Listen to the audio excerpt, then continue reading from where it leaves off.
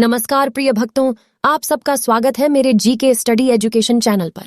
भक्तगणों, आज मैं भगवान भोलेनाथ की और एक भक्त पुजारी की कहानी सुनाने जा रही हूँ, जिसे सुनने से आपको बहुत कुछ सीखने को मिलेगा। तो आइए इस कहानी को सुनते हैं।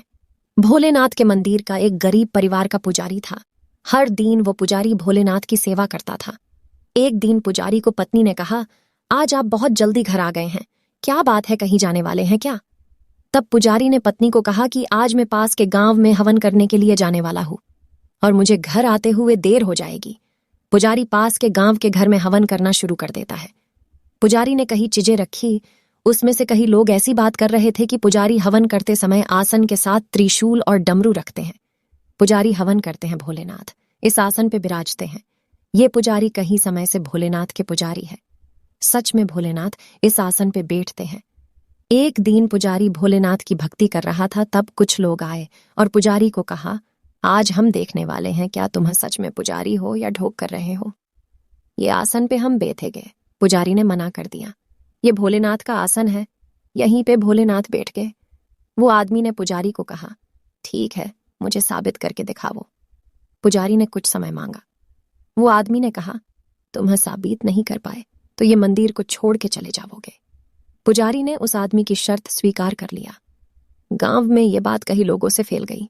अब लोग बात करने लगे, पुजारी सच में यह कर सकेगा।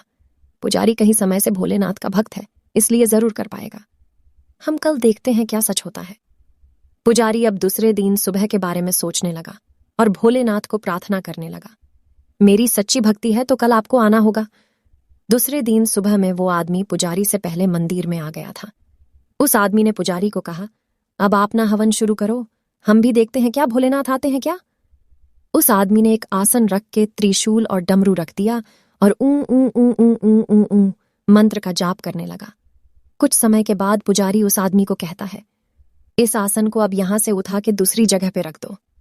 वो आदमी मुस्कुराते हुए आसन उठाने के लिए गया, लेकिन उस आदमी से आसन नहीं उठ पाया। आसन हिला भी नहीं सकता था। उसके बाद उस आदमी को जोर से धक्का लगा और उस आसन से दूर हो गया। तब उस आदमी को लगा कि यह भोलेनाथ है। तब वो आदमी रोने लगा और भोलेनाथ से क्षमा मांगने लगा, मुझसे बहुत बड़ी गलती हो गई है, इसलिए मुझे माफ करो। सभी गांव वालों को अब पुजारी की भक्ति को सच्ची लगी और गांव वालों ने पुजारी को कहा, आप ही इस मंदिर के पुजारी है, आपकी जगह दूसरा कोई नहीं ले सकता है। पुजारी भोलेनाथ की तरफ देखते हुए कहा, आप इसी तरह अपनी कृपा दिखाते रहिए, हम आपकी सेवा जन्मों जन्म करते रहेंगे। दोस्तों, हमें इस कहानी से यह सीख मिलती है कि इस दुनिया में भगवान है और उनकी कृपा दृष्टि पाने के लिए हमें सच्चे मन से भक्ति करनी पड़ती है, तभी हम उनको देख पाते हैं। तो मिलते हैं एक नए अद्भुत कहानी के साथ। तब तक के लिए अपना ख्याल रखिए, खुश रहिए। धन्यवाद।